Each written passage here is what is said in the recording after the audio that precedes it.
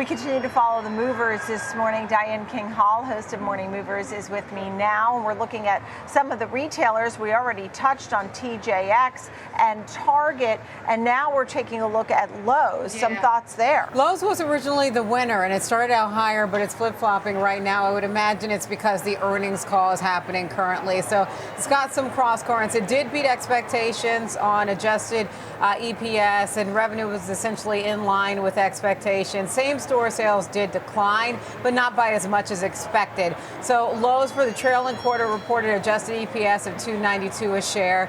Revenue $20.93 billion, again, essentially in line with expectations on revenue. Same-store sales declined 1.7%, but that was better than what the street was looking for. The estimate was that they would see a decline of same-store sales of more than 2%. Here's the good news, and this is why shares were initially higher. They reaffirmed their 2025 guidance, Nicole. So they're projecting between $12.15 to $12.40 a share. That's better than what the street was. Well, the street is estimating somewhere in the towards the lower end of that range. In terms of growth in same-store sales, they're projecting flat to 1% growth. That beats what consensus is. The street was expecting growth of just 0.5%. Now, management does acknowledge there are some headwinds. They called out, quote, near-term uncertainty and, of course, housing headwinds, but they stood firm on their forecast, which does mirror what we saw from Home Depot in terms of the forecast. In the most recent quarter, they did also talk about the pressure of the weather, which you'll recall Home Depot shared similar concerns about issues there with regard to weather and dampening demand there. But at the same time, they are facing still a difficult housing market with high mortgage rates and prices that are just continuing to weigh on demand. Now, one thing where Lowe's may have an edge is, you know, consumers who like to do those DIY projects. Home Depot beats out Lowe's on Pro, but Lowe's may have the edge when it comes to that. So people, Americans, obviously, as we know from our coverage of the housing market, have been doing less buying and selling when it comes to housing. So that reduces renovation activity, obviously, Nicole. So Lowe's obviously acknowledging the housing headwinds, but again, they're keeping their 2025 projections in place. Yeah, unforgivable weather. That was tough. Weaker consumer sentiment, higher mortgage rates. Yeah. The existing home sales that came in March were the lowest since 2009. So the group is under some pressure. Yeah. Home Depot, I felt like they gave us a little bit worse of a picture than Lowe's did. Home Depot also snapped that great beat streak that they had, but the picture seems murky. Yeah, I'd agree, especially in terms of the housing market. Not seeing a lot of analyst shifts today. So far, the only analyst who is adjusting their price target is Telsey Advisory Group, but they are constructive on Lowe's. They're maintaining their $305 price target here. So they see upside here for Lowe's. They have an outperform rating on the stock. In terms of year-to-date performance, Lowe's has been under pressure. So you make a great point about how shares have done so far year-to-date. They're trailing what we've seen with regard to Home Depot, both trailing the S&P 500.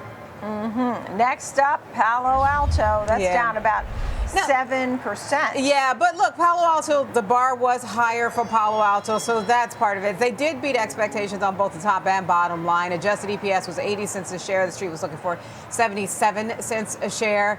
Revenue came in at $2.29 billion. That was a slight beat. The street was looking for $2.28 billion. Seems like there is some investor disappointment with their essentially inline guidance, and then concerns about slowing growth when it comes to future revenue. We're talking about RPO, remaining performance obligations. So for the current quarter, they're guiding for revenue to come in between $2.49 to $2.51 billion. Analyst expectations, $2.5 billion. So it's right around there. And it's been interesting to note that for guidance this cycle around, for many companies, there's grace shown, especially if you maintain guidance, but not a lot of grace clearly happening when it comes to Palo Alto right now. EPS, they're projecting that to come in between 87 to 89 cents a share. That's also essentially in line with forecast. Street looking for 87 cents a share there. So bottom line here, guidance is not bad, just clearly not strong enough to excite investors, Nicole. In terms of RPO, that's obviously a projection of future growth and what that looks like, what they're contracting contractually set to earn for Palo Alto. For Q3, our RPO hit $13.5 billion.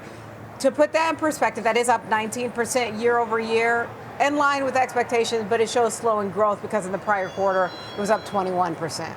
It's interesting because I saw a quote that the CEO said that even the AI naysayers are moving to the cloud. Yeah. It's undeniable. Whether you want to be on the train or not be on the train, you're left behind. Yep. And so it's this kind of name that stays front and center, right?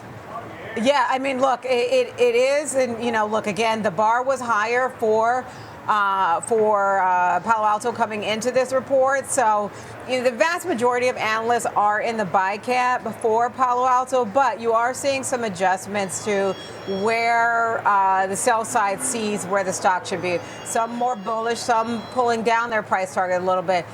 Guggenheim has a sell rating. They are maintaining $130 price target, so they see downside from here. But I saw many more on the constructive side. TD Securities, they're reiterating a buy rating on Palo Alto. They have a $230 price target on that one. So you're seeing, several different adjustments. Evercore ISI boosting their price target to $220 a share. They've got an outperform rating. They're maintaining that. Deutsche Bank is increasing their price target on to $200 a share, but they're on the sidelines. They've got a hold rating, Nicole. And I saw Wedbush with the outperform and just being really positive, talking about the strong deal flow for cloud penetration and the platformization transition year for Palo Alto. So that was some positive note there. Outperform with a 225 rating. Last but not least, what's going on with UnitedHealth? It's been, what, a month? I know. I mean, and more difficulty when it comes to UnitedHealth. Another analyst downgrading their view on UnitedHealth. HSBC is lowering their view to reduce from hold. Essentially, their view, shares are still not cheap enough. Even with the sell-off that we've seen so far this year, they've slashed their price target to $270 from $490.